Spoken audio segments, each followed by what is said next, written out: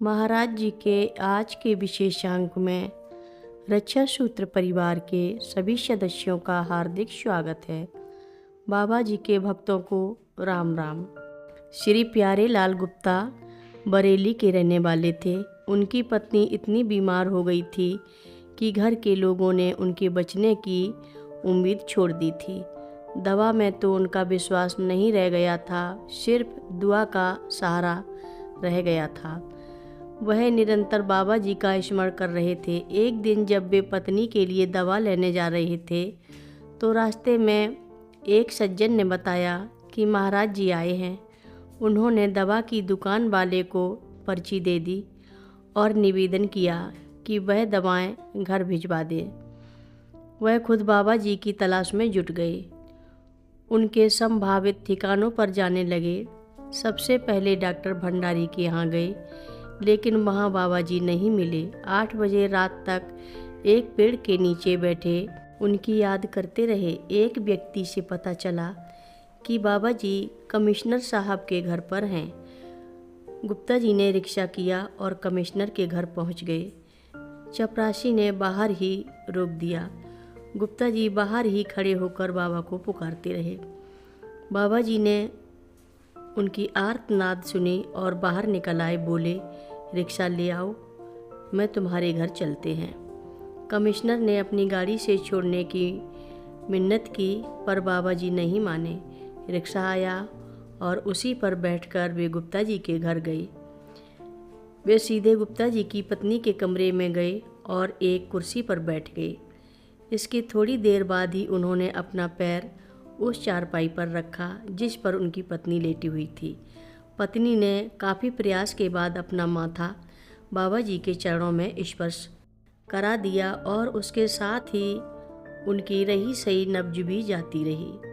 गुप्ता जी के पिता और बेटे हाहाकार करके रोने लगे, पर बाबा जी चिल्लाकर बोले, नहीं नहीं, मरी नहीं है, आनंदमय है। यह कहकर पत्नी के सिर पर एक चांटा मारा। आधे घंटे के भीतर ही नब्ज चलने लगी। रात 10:30 बजे बाबा जी ने हिमालय कंबल मंगाया।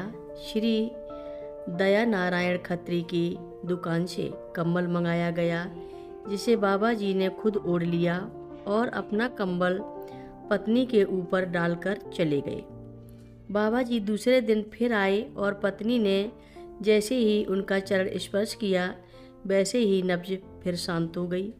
महाराज जी बोले, माई हमें बहुत परेशान करती है, हमें बैठना पड़ जाता है। इसके बाद तो पत्नी दवा के बिना ही पूरी तरह स्वस्थ हो गई। इस घटना के कुछ वर्ष बाद पत्नी पुनः बीमार फिर से पड़ गई। पूरे मुंह से लेकर गले तक फफोले पड़ गए।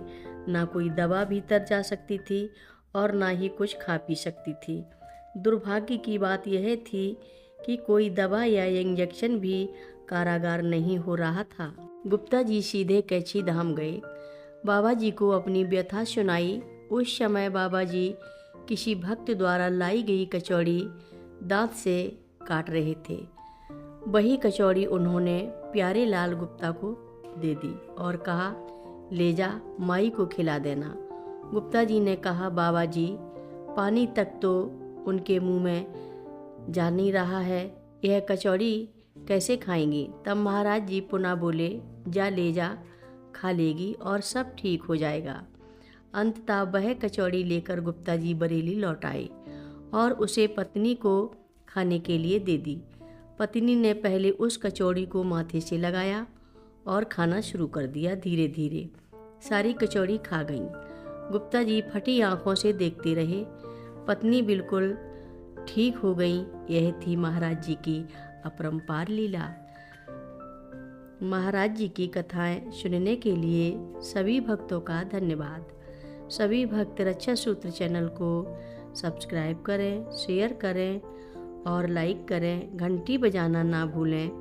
कमेंट बॉक्स में लिख भेजें, जय नीव करोरी बाबा जी महाराज। सभी भक्त मिलकर बोलो, नीव करोरी बाबा जी महाराज की जय जय बोलो। सिद्धि माता की जय जय बोलो। जय श्री राम बोलो।